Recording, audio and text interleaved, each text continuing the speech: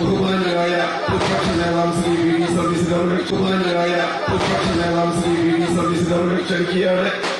ദയവ് ചെയ്ത് ആ പടക്കം പൊട്ടികളൊന്ന് നിർത്തണം എന്ന് അപേക്ഷിക്കുകയാണ്. പ്രതിപക്ഷ നേതാവ് സംസാരിക്കേണ്ടതുണ്ട്.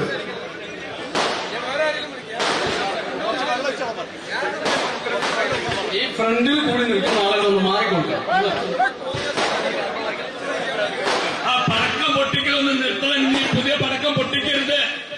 വളരെ നിർബന്ധമായി പറയുന്നു, പടക്കം പൊട്ടിക്കൽ നിർത്തണം. ഈ സ്വീകരണം കൊണ്ട് തന്നെ ഒരു കാര്യം വ്യക്തമാണ്.